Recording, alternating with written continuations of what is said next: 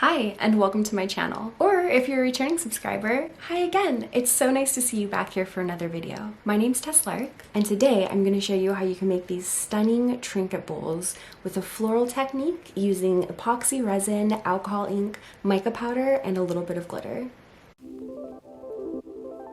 I'm working on a couple of projects today, so I went ahead and I pre-mixed up a big batch of resin, and I'm going to go ahead and set some resin aside to make my colors. I find that these molds take about 75 to 80 milliliters of resin, so you can keep that in mind as you're mixing your resin.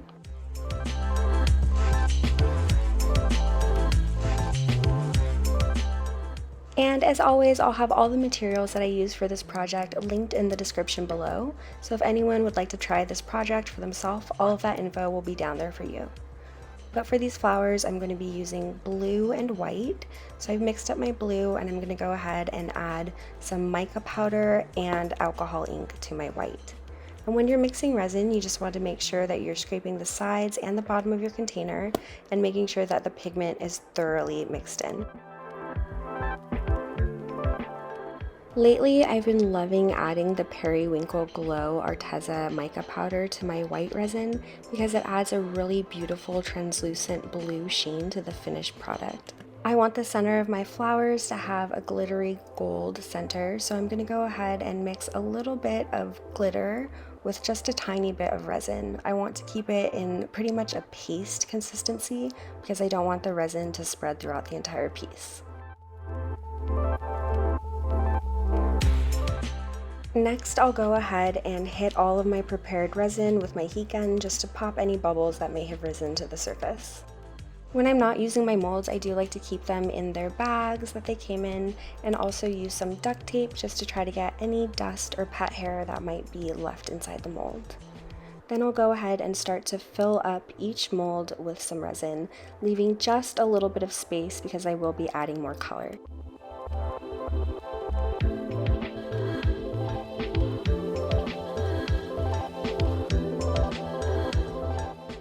And I find that using my popsicle stick to go around the sides of the mold minimizes bubbles on the edge, so I can hit those with my heat gun again before moving on.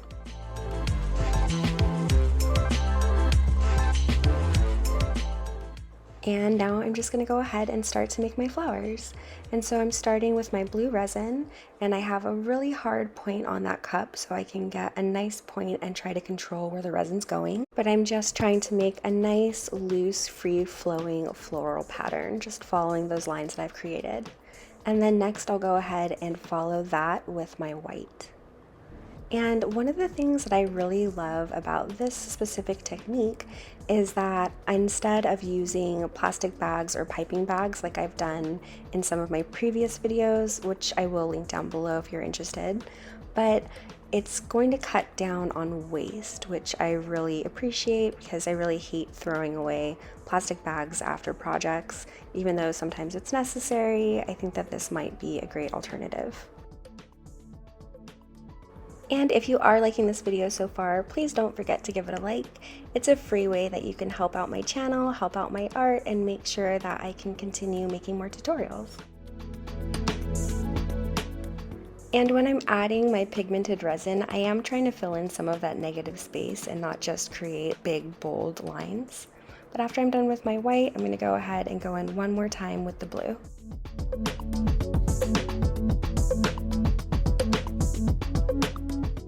Next, I'll use a clean popsicle stick just to pull that pigment in between each petal, and I'll end with a little swirl in the middle.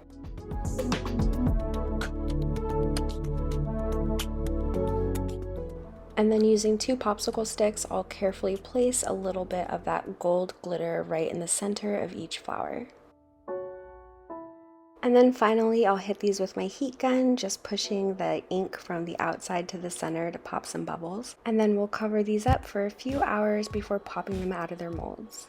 Typically, I wait 24 hours to pull my pieces out of the mold so they cure completely, but because we want to make these into bowls, I've waited about 9 hours, and I'm hoping that they're solid enough that I won't leave fingerprints, but they're pliable enough that I can still change the shape. And they're looking absolutely gorgeous so far, so fingers crossed. So here I've just got a bowl and I'm taking some of my wax paper and I'm gonna go ahead and try to push my piece down into the center of the bowl. And did I wait too long to take these out of the molds? Yes, I did. Did I try my hardest to make it work anyway? Also yes. So after a lot of struggle, a lot of heartache, especially trying to keep the bowls so they would be not lopsided, I decided to try to tape them down and also add some weights. So I went ahead and kind of roughly covered them with my wax paper so I wouldn't scratch them up. And I had some old ankle weights, so I went ahead and used those, some of the sandbags that go in those ankle weights. You can really just use whatever you have on hand. But if I could just make a suggestion, I would not wait so long to take out your bowls. So like I said, I waited about 8 or 9 hours.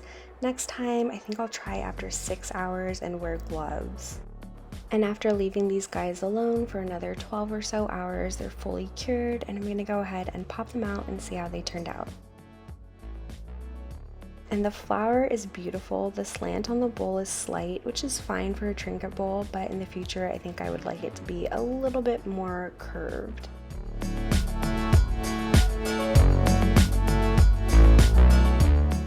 And then just to finish these pieces, I'm going to go ahead and give them a border using my Deco Color Premium Paint Pen. I give that a good shake before I use it, and then I'll go ahead and paint that outside rim of each one of these bowls.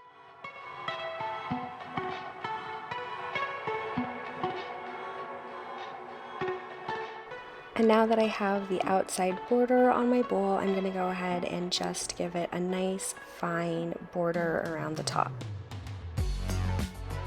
And then just repeating that same process for my second dish.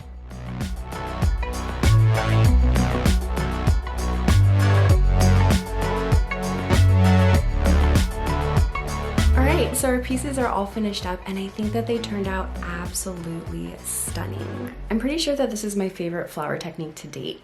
We just didn't get a lot of those blobs. The petals are really beautifully defined. You get all of these layers, all of this texture, depth, and dimension. It almost reminds me of a peony, and I am obsessed. I really hope that you enjoyed this video. Thank you so much for spending some of your time with me. I hope that this video inspires you to make something of your own. And if you made it all the way to the end of this video, leave me some sort of blue emoji so that I know that it's real. And I will see you in the next one. Bye!